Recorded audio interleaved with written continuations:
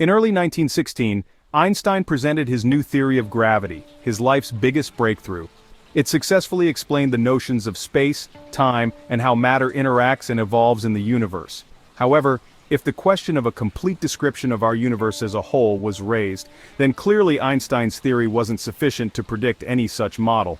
As per the understanding of the scientific community of the early 1900s, the universe was supposed to be static and everlasting, with one Milky Way galaxy in the middle of a vast and infinite cosmic ocean. That idea about the universe was comfortable for them to believe, because in that case, they wouldn't have to worry about its origin as well as its creator. But apparently, the static universe was in complete disagreement with the notion of gravity in Newton's classical theory. Gravity was thought to be an attractive force between masses altogether. This concept resulted in confusion about how masses in a universe, the stars, planets, and other cosmic objects, stay at rest, where in fact they should eventually collapse and destroy each other due to their mutual gravitational pull. Also, the theory of gravity presented by Einstein wasn't found to be consistent with the static picture of the universe. But he always yearned for observational and experimental shreds of evidence too. He was guided by a number of thought experiments before reaching his ultimate results.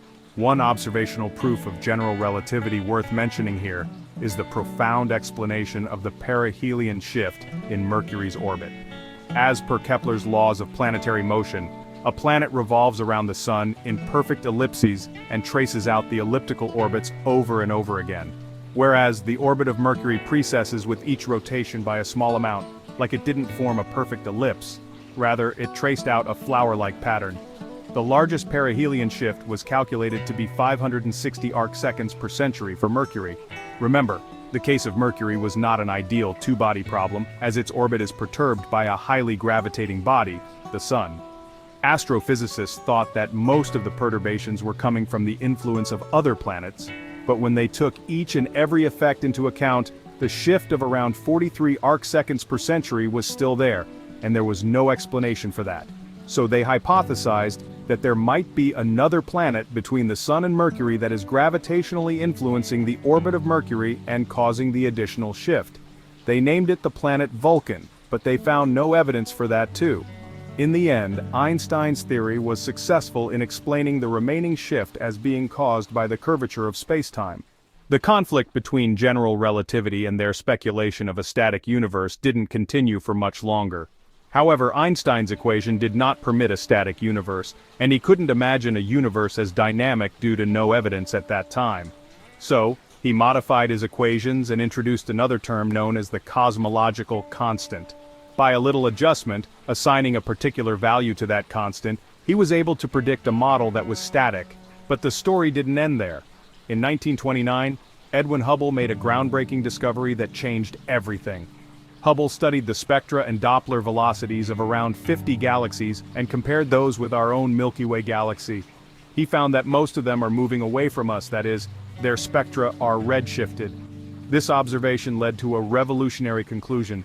The universe is expanding in a uniform way. Well, the exact story is a little different from what common people believe. The first person who put forward the theoretical model of the Big Bang Theory, a day without yesterday, was a Belgian cosmologist and Catholic priest named Georges Lemaître, 1894-1966. Lemaître started learning mathematics in the early 1920s and then shifted to cosmology after learning from renowned astrophysicist Arthur Eddington, 1882-1944, who described him as a very brilliant student, wonderfully quick and clear-sighted, and of great mathematical ability. In 1927, Lemaître was successful in obtaining a solution to Einstein's field equations that predicted a non-static universe and published that in the journal Annales de la Société Scientifique de Bruxelles. The response to this solution was really outrageous because it was a clear-cut deviation from their established orthodoxy. Many scientists and astronomers were uncomfortable with the result that the whole observable universe came into being from a single dot. Part of the reason behind the rejection of Lemaître's solution was that it was consistent with God's view that the universe started from a bang. Albert Einstein himself thought it was absurd and said to him, "Your math is correct, but your physics is abominable." Lemaître didn't notice and carried on his best work. In 1931, with the help of Eddington, he published the same paper in English translation, and continued developing his theory further. He proposed that the universe had a beginning in which all of the matter and energy were concentrated at a single infinitesimal point, and named it the primeval atom, or a cosmic egg. Russian scientist Alexander Friedmann, 1888-1925, also derived the solution with the same assumptions and results in 1922. But he didn't propose that his solution is describing a physical universe, rather he was primarily interested in the mathematical modeling of Einstein's field equations with different hypothetical assumptions. On the other hand, Lemaître rightly predicted the physical interpretation of his solution as the expansion of the real universe. Hubble's discovery of a dynamic universe helped Lemaître convince Einstein and other scientific communities. The Royal Astronomical Society gathered to contemplate the inconsistencies between Hubble's observation and Einstein's theory, where Lemaître bridged the gap between the two.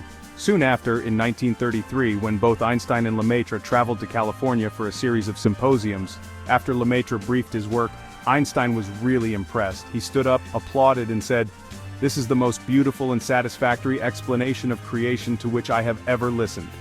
After some time, people started recognizing him for his work. He was offered a place at the Royal Academy of Belgium and was awarded the Franke Prize from an international commission. In 1944, Arthur Eddington, the biggest proponent of Lemaître's work, died, following a burst of opposition again waiting for him. Fred Hoyle, 1915-2001, from the University of Cambridge, who favored the alternate theory known as the steady-state model of the universe, first coined the term Big Bang for Lemaître's result, sarcastically.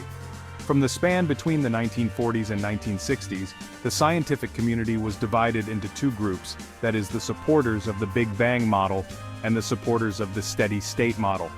However, in 1965, the discovery of the cosmic microwave background radiation by Arno Penzias and Robert Wilson provided the crucial evidence that tipped the scales in favor of the Big Bang theory.